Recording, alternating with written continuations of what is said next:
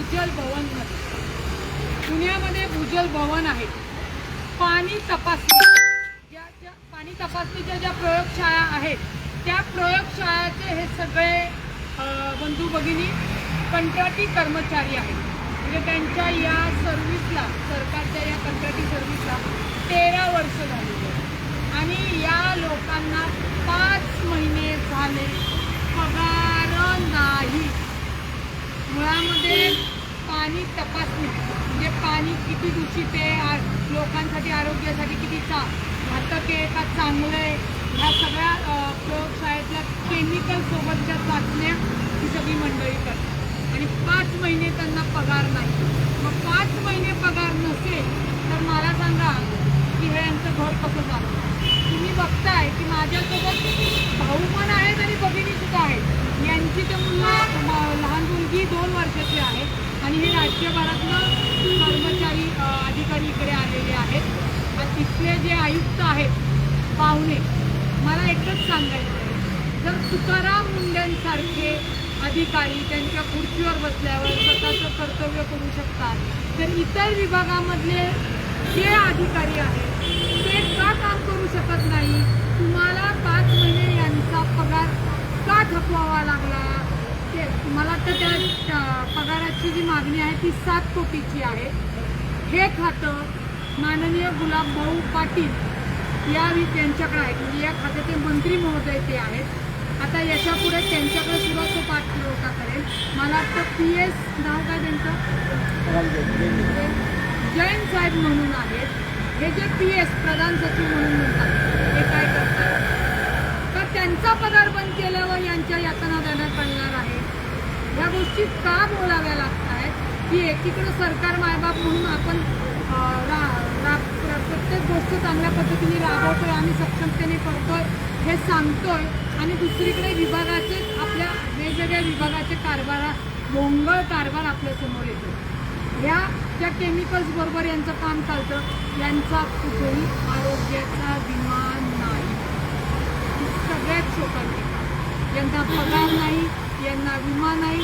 म्हणजे यांनी काम करायचं, तुमच्या आमच्या सगळ्या लोकांसाठी राबायचं, जरी सरकारी अधिकारी असले तरी आपल्यासाठी काम करायचं आणि हे नेल्यानंतर यांना किंवा यांच्यावर अपघात झाल्यानंतर यांना कोणताही आधार किंवा शासकीय आधार हा शून्य, हे आपण लक्षात घेतलं पाहिजे.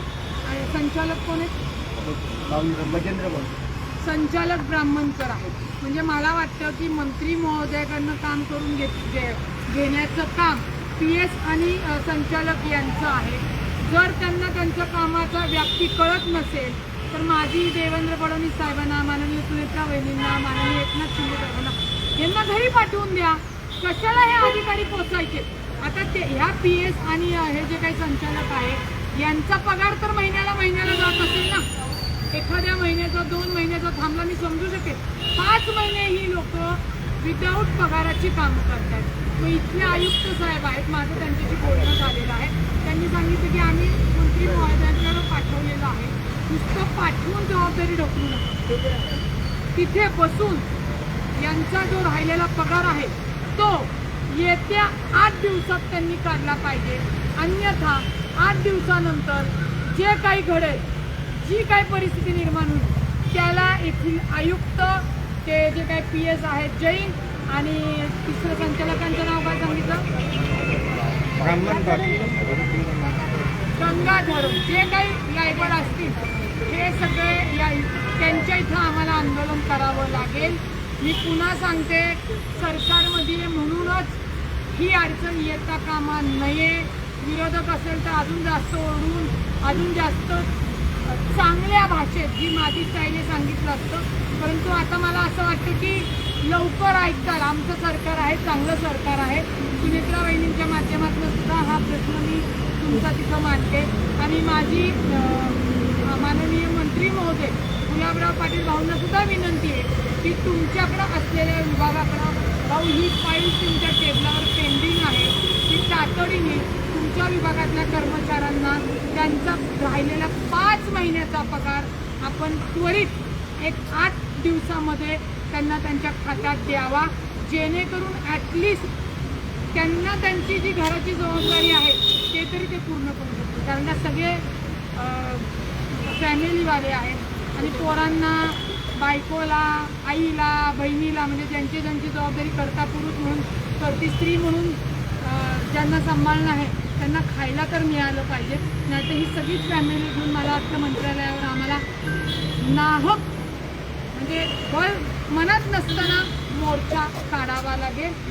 त्याच्यासाठी माझी मी विनंती करते की काय तुमचे व्यथा ते फक्त सांगा, कळल्या पाहिजेत लोकांना. आपण एकीकडे म्हणतो पाणी हे जीवन आहे आणि महाराष्ट्रातल्या सगळ्यांचा पूर्ण जनतेचा एक अधिकार आहे की त्यांना शुद्ध पाणी मिळालं पाहिजे. असं काम करताय हा सतत दुर्लक्षित आहे, तर हे कितपत योग्य आहे याचं उत्तर आम्हाला पाहिजे आहे. त्याच्यानंतर ऑलरेडी आम्ही खूप कमी पगारामध्ये, तुटपुंच्या पगारामध्ये सगळं करतो आहे आणि रेग्युलर पगार ही आमचा पण एक महत्त्वाचा मूलभूत हक्क आहे. त्याच्यामुळे आमचा पगार रेग्युलर झाला पाहिजे. त्याच्यानंतर आम्ही कंटिन्यू सोबत काम करत असतो. कार्सिनोजेनिक रसायनं वापरतो आम्ही, कॅन्सरची भीती पण आहे, आम्हाला कुठलाही विमा कवच नाही आहे. बऱ्याचशा मागण्या आमच्या पेंडिंग आहे, आम्ही वारंवार निवेदनं देतो, त्याच्यामध्ये कोणी काही फारसं आमच्याकडे लक्ष देत नाही. माझं असं म्हणणं आहे आणि सगळ्यांचं असं म्हणणं आहे की इतकी महत्त्वाची कामगिरी जर आम्ही करतो आहोत तर आमच्याकडे त्याच लेवलचं लक्ष दिलं पाहिजे.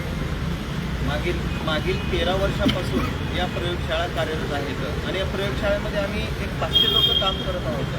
13 वर्षापासून काम करून बाकी आम्हाला कोर्टाचा पण असा निर्णय आहे की ज्यांना 10 वर्ष झालेले आहेत त्या 10 वर्ष कर्मचाऱ्यांना समायोजनची प्रक्रिया पूर्ण करावी शासनाने आणि प्रशासनाने. पण त्याच्यावरही शासनाचं दुर्लक्ष आहे आणि प्रशासनाचं पण दुर्लक्ष आहे. तर आमच्या या कर्मचाऱ्यांना समायोजनाची मागणी करत आहोत आणि हे सर्व कर्मचाऱ्यांतून होत आहे. माझी सरकार म्हणून एकच विनंती आहे की आपलं सरकार संविधानानुसार, कायद्यानुसार चालणार. विनाकारण जाती धर्माचे नको त्या प्रश्नाकडं जे तयार करतात त्याच्याकडं त्यापेक्षाही ज्या लोकांना पाण्यामुळे जीवन मिळत आहे असे जे महत्त्वाचे जे प्रश्न आहेत त्या प्रश्नांकडं लक्ष देणं गरजेचं आहे आणि या सगळ्यांचा पगार 8 दिवसाच्या आतमध्ये मिळणं गरजेचं आहे.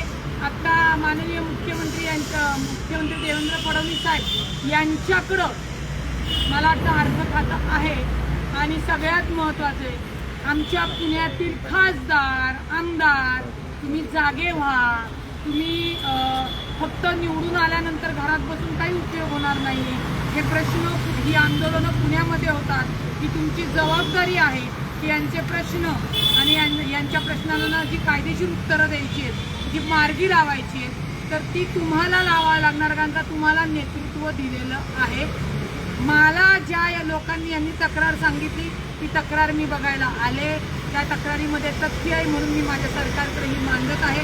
पण जर येणाऱ्या काळामध्ये यांचा पगार दिला नाही तर मी स्पष्टपणे सांगते यांच्या कुटुंबासोबत मंत्रालयावर, आयुक्त साहेबांच्या कार्यालयावर आम्हाला आंदोलन करावं लागेल आणि त्याच्यासाठी हक्काचा पगार मिळण्यासाठी मी रुपाली पाटील डोंगरे यांच्यासोबत यांची भगिनी म्हणून सोबत आहेत. एवढं